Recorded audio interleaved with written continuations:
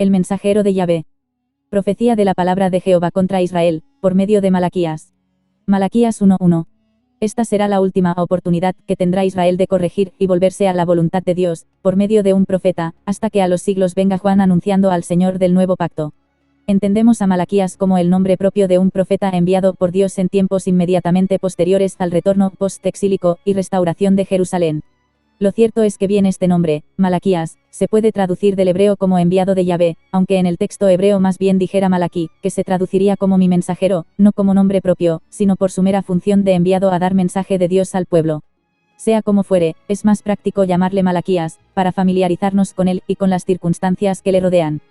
Porque de él no sabemos nada más, en las Escrituras, que se trató del último profeta enviado a confrontar al pueblo antes del largo periodo de silencio entre él y la llegada de Juan el Bautista. Pues su andanza y menesteres se sitúan en tiempos de Nehemías, durante las últimas reformas en Jerusalén y la restauración de la ley en el pueblo por parte de Esdras, tras la culminación del levantamiento de las murallas. Porque poco tiempo se tardó este remanente en volver a sus rebeldes vidas, transgrediendo de continuo la ley, en una permanente provocación a Dios. Tanto es el amor del Creador que, lejos de dejarlos a su suerte para que ellos mismos se autodestruyeran con sus malas decisiones, aún les hizo llegar a este mensajero, que les marcara la pauta de corrección de sus actos, y les revelara grandes acontecimientos del final de los tiempos. Y es que, aunque el pueblo se confabuló en dudar del amor de Dios, hasta el punto de convencerse de que no valía la pena buscar agradarlo ni seguir haciendo su voluntad, esto jamás ocurrió ni ocurrirá. Dios jamás dejará de amar a su pueblo ni dejará de tener en su voluntad que todas las almas se salven.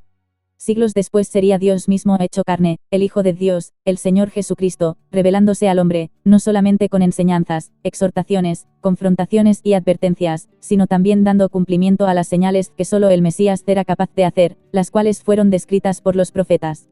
A Dios nadie le vio jamás, el unigénito Hijo, que está en el seno del Padre, Él le ha dado a conocer. Juan 1:18. Aún así la representación de Israel no lo quiso reconocer como el Mesías, sino más bien lo entregaron en sacrificio, en la muerte más humillante y dolorosa habida en el momento, la cual era la crucifixión, la tortura preferida por los romanos para hacer pagar a los maleantes la pena de muerte. Y esa cruz que hasta la fecha había sido señal de maldición, se tornaba bendición al mundo, por la sangre de Jesús bañando el madero, muerto Jesús y sepultado, resucitó al tercer día, abriendo el acceso a la salvación a todo aquel que en él cree y lo reconoce como Señor y Salvador.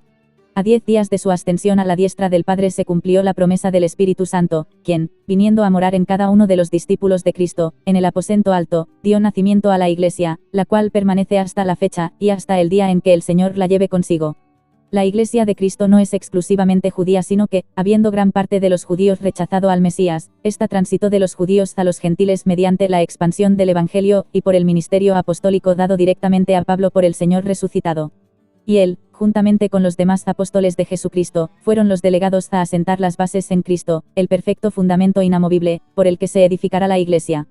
Puesto que los creyentes judíos partían de un conocimiento previo de Dios y de sus promesas cumplidas y por cumplir, por medio de las Escrituras comprendidas por la ley, los salmos y los profetas, pudieran tener ventaja con esto de la salvación con respecto a sus hermanos gentiles.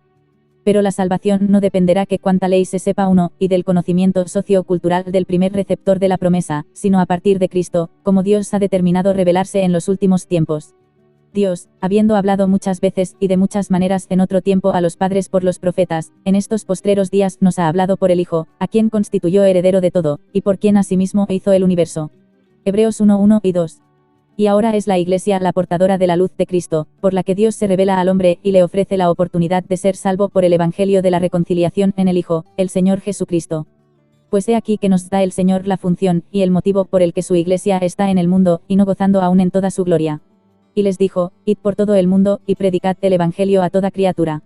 Marcos 16:15. Como Malaquías, la Iglesia somos los enviados del Señor, solo nos queda disponer el corazón al llamado, y responder tal como plasmara Isaías en Isaías 6:8, heme aquí, envíame a mí.